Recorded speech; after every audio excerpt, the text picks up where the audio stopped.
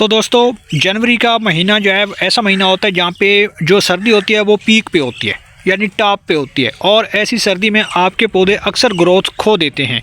जैसे टेम्परेचर नीचे गिरता है, 4 डिग्री सेल्सियस से भी नीचे चला जाता है बाज़ इलाकों में, और बर्फ़बारी हो रही होती है, तो ऐसे इलाकों में पौधों का बचना काफ़ी हद तक मुश्किल हो जाता है। तो यहाँ पे पहली बात यह है दोस्तों कि अगर आप अपने पौधों की मिट्टी के ऊपर तवज्जो नहीं देते तो फिर आपके पौधों की जो जड़ें हैं, जो रूट बॉल होता है, वो मुकम्मल तौर पर नीचे गल जाता है और मिट्टी के अंदर पड़ी पड़ी वो कमज़ोर हो जाती हैं जड़ें, और अच्छे तरीके से न्यूट्रिएंट्स को भी इंटेक नहीं कर पाती। तो इसके लिए आप करें ये कि आप जो मिट्टी बाउंड हो चुकी है ऊपर से आप देखें काफ़ी हार्ड हो जाती है, अगर इसके अंदर आप प्रॉपर गुड़ाई नहीं करते तो गुड़ाई जो है कम से कम आप हफ्ते में या फिर 15 दिन के अंदर एक बार ज़रूर कर लें। इससे आपके पौधों की मिट्टी में एक तो कीड़े नहीं लगेंगे और फंगस भी नहीं लगेगी, और दूसरा ये जो पुराने पत्ते होते हैं, यही पुराने पत्ते जो है फंगस का बायस बनते हैं, और ये आपके पौधों के ऊपर जब पत्ते सूख जाते हैं, ड्राई हो जाते हैं, तो वो इस तरीके से झड़ना शुरू कर देते हैं। तो आपने इनको जो है यहाँ से रिमूव कर देना है और इनको यहाँ से हटा लेना है, वरना अगर ये आपके पौधों की मिट्टी के अंदर पड़े रहेंगे तो मिट्टी में फंगस लगना है, और फिर वो फंगस जो है वो नीचे तक चला जाता है जहाँ पे जड़ें होती हैं, और उनको भी वो ख़राब करना शुरू कर देता है। तो आपने ये काम करना है, इसको यहाँ से हटा लेना है। वैसे तो आप इनकी कंपोस्ट भी तैयार कर सकते हैं। जो भी लीव्स होते हैं, जितने भी आपके गार्डन के अंदर जो पेड़ पौधे होते हैं या छोटे प्लांट्स होते हैं, जो ग्रो बैग्स, गमलों या टोकरियों में लगे होते हैं, उनके पत्ते जो है वो झड़ते रहते हैं, तो आप उनको एक जगह पे इकट्ठा कर लें और उनसे आप कंपोस्ट तैयार कर सकते हैं। दूसरा ये है कि अगर आपके पौधों के ऊपर जो पत्ते हैं वो झड़ जाते हैं और साथ में नई ग्रोथ नहीं आ रही, तो हो सकता है कि आपके पौधों की मिट्टी के अंदर नाइट्रोजन की कमी हो चुकी हो, क्योंकि नाइट्रोजन की वजह से आपके पौधों पे नई पत्तियां और ब्रांचेस जो है वो निकलती रहती हैं। इसके अलावा अगर पोटेशियम की कमी हो गई है पौधों की मिट्टी में, तो उससे आपके पौधे की ओवरऑल ग्रोथ जो है वो रुक जाती है, हेल्थ जो है वो रुक जाती है पौधे की, और ये जो स्टेम्स होती हैं ये कमज़ोर पड़ जाती हैं और सूखना शुरू कर देती हैं। तो पोटेशियम जो है वो स्टेम को मजबूत करता है, ओवरऑल फंक्शन को बेहतर करता है। इसके अलावा दोस्तों अगर फास्फोरस की कमी हो गई है तब भी आपके पौधों के ऊपर फल फूल नहीं लग सकता। तो कोशिश करें कि ऐसी खादों का इस्तेमाल करें जिसके अंदर नाइट्रोजन भी हो, फास्फोरस भी हो और पोटेशियम भी हो। नाइट्रोजन की कमी को पूरा करने के लिए आप कोशिश करें कि जो गाय के गोबर का खाद होता है वो आप ऐड कर सकते हैं, लेकिन ऐसे टाइम पे ऐड करें जब धूप निकली हो आपके इलाके में। अगर वहाँ पे धुंध पड़ रही है, कोहरा पड़ रहा है और बिल्कुल भी धूप नहीं है, ऊपर बादल हैं, मौसम ख़राब है, तो फिर आप वो खाद ना डालें। हाँ, उसकी जगह पे आप लिक्विड खाद बना के मिट्टी के अंदर डायरेक्ट अप्लाई कर सकते हो। तो दोस्तों आपको यहाँ पे गुड़ाई जो है वो कर लेनी चाहिए कुछ इस तरीके से। हल्की हल्की गुड़ाई करना बहुत ज़रूरी है, ये पौधों के लिए बहुत बेहतर होता है। पौधों की ग्रोथ चलती रहती है और रुकती नहीं है। अगर आपने पौधों की मिट्टी को पोरस बनाना है, हल्का बनाना है और सॉफ्ट बनाना है, तो कोशिश करें कि आप जो है वो इस तरीके से गुड़ाई करते रहें, और मॉइस्चर जो है आप इस तरीके से मेंटेन करें। हल्का सा मॉइस्चर, ज़्यादा कीचड़ जो है वो नहीं होना चाहिए। ऐसे मौसम में, जब जनवरी का महीना है, तो ऐसे मौसम में आप कोशिश करें कि पौधों को पानी हल्का सा दे सकते हैं, ज़्यादा पानी आपने नहीं देना, ओवर वाटरिंग नहीं करनी।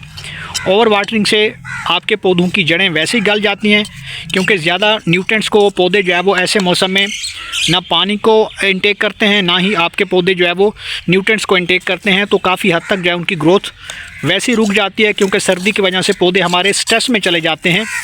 तो कुछ इस तरीके से आपने हल्की सी गुड़ाई जो है वो कर लेनी है 15 दिन के अंदर एक बार। अगर आप ये काम नहीं करोगे तो जड़ों के अंदर जो है फंगस लगेगा, कीड़े आएंगे, नीमाटोड्स का अटैक होगा, और साथ में पौधों की मिट्टी के अंदर जो दीमक होती है और चींटियाँ होती हैं वो भी घर बना लेती हैं। तो कुछ इस तरीके से मिट्टी आपने हल्की पोरस बनानी है। तो दोस्तों यहाँ पे मैं अच्छे तरीके से गुड़ाई जो है वो कर चुका हूँ। ख़ास तौर पे ये सर्दियों के हवाले से ये केयर टिप है, गुड़ाई करना। और कुछ इस तरीके से आपने इसके अंदर जो मोटे मोटे ढीले हैं उनको मसल देना है और उनको बारीक कर लेना है हाथ की मदद से। चाहे आपके पास फ्लावरिंग प्लांट है, वेजिटेबल प्लांट है या कोई और पौधा, सबकी केयर जो है करना बहुत ज़रूरी होता है। सर्दियों में हम ये गफलत करते हैं, छोड़ देते हैं पौधों की केयर को लेकर, तो फिर क्या होता है कि पौधे भी डैमेज हो जाते हैं और डाई हो जाते हैं। तो आपने पौधों को बचाना है, क्योंकि जैसे मौसम साजगार हो जाएगा, टेम्परेचर बढ़ जाएगा, तकरीबन 1-1.5 माह के बाद जो है दोबारा से आपके पौधों के ऊपर खूब पत्ते लगेंगे और ये पौधा आपका झाड़ीदार बनेगा। आप चाहें तो इनकी हार्ड प्रूनिंग भी कर सकते हैं पौधे के ऊपर वाले बाज़ ऐसी शाखें होती हैं जो सूख रही होती हैं, तो उनको आप यहाँ से कट कर सकते हैं। तो इस तरीके से आपने पौधों की केयर करनी है। अब मैं आपको वो फर्टिलाइज़र बताता हूँ जिसका इस्तेमाल करके आप पौधों की मिट्टी के अंदर नाइट्रोजन, फास्फोरस और पोटाशियम की कमी को पूरा कर सकते हो। तो दोस्तों यहाँ पे फाइनली इस ऑर्गेनिक लिक्विड फर्टिलाइज़र को हमने अप्लाई करना है।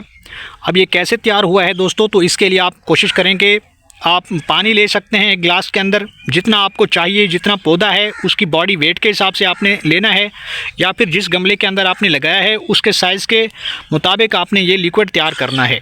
मेरे पास चूँकि ये 12 इंच का गमला है और इसमें ये रोज़ प्लांट लगा हुआ है, तो इसको सूखने से बचाने के लिए और इसकी ग्रोथ को फॉरएवर बेहतर बनाने के लिए मैंने ये लिक्विड तैयार किया है। और साथ में आपको लेना है 1 चम्मच पुराना बेसन, जो कि आपको किचन में आपके हो सकता है, वो आपने लेना है। इसके अंदर एक और चीज़ आपने डालनी है जो कि ऑर्गेनिक है, क्योंकि बेसन भी ऑर्गेनिक है। एक दूसरी चीज़ जो ऑर्गेनिक है वो है गुड़। पुराना गुड़ आपने लेना है, थोड़ा सा लेना है, यानी 1 या 2 ग्राम तक आपने लेना है और उस पानी के अंदर आपने डाल देना है। अच्छे से आपने शेक करना है और 1 दिन के लिए आपने इसे रख देना है। 1 दिन के बाद कुछ इस तरीके से ये कलर दे देगा और ये परफेक्ट खाद जो है वो तैयार हो जाएगी, क्योंकि इसके अंदर माइक्रोबियल एक्टिविटी भी ज़्यादा होती है। इसमें काफ़ी ज़्यादा बेनिफिशियल माइक्रोब्स भी होते हैं जो आपके पौधों की मिट्टी के अंदर फंगस के ख़िलाफ़ फाइट करते हैं, वायरस को ख़त्म करते हैं और साथ में मिट्टी को पोरस बनाते हैं और हार्ड नहीं बनाते। तो ये चीज़ बहुत ही काम की है दोस्तों। अगर ये बना लेते हो तो आप इसे हर पौधे में अप्लाई कर सकते हो। इसी तरह ये आप हर पौधे में इस्तेमाल कर सकते हो, इसमें कोई फ़र्क वाली बात नहीं है। कोई भी वेजिटेबल प्लांट है, टमाटर के पौधे हैं, मिर्चों के पौधे हैं, या फिर फ्लावरिंग प्लांट है जिनके ऊपर फ्लावर या कलियां नहीं बन पाती, तो ये चीज़ बहुत ही काम की है दोस्तों। तो कुछ इस तरीके से ये तैयार करने के बाद आपने थोड़ा सा आपने लेना है, ज़्यादा आपने यूज़ नहीं करना, क्योंकि वैसे भी सर्दी के मौसम में पानी ज़्यादा नहीं चाहिए पौधों को। तो हल्का सा आपने इस तरीके से तैयार करने के बाद मिट्टी के अंदर इसे ऐड कर देना है। आप चाहें तो इसे हर 20 रोज़ के बाद या फिर महीने के अंदर एक बार अप्लाई कर सकते हो। इस फर्टिलाइज़र को अप्लाई करने के बाद आपके पौधों की जड़ें फिर से मजबूत होंगी, स्ट्रॉन्ग होंगी और रिपेयर होना शुरू हो जाएंगी। जो कमज़ोर हो चुके हैं, जो न्यूट्रिएंट्स को इनटेक नहीं कर पा रही थी, तो वो बेहतर हो जाएंगी। तो उम्मीद करता हूँ कि आपको ये वीडियो पसंद आई होगी। वीडियो पसंद आए तो वीडियो को लाइक कीजिए, शेयर कीजिए और भाई के चैनल को सब्सक्राइब कर दीजिए।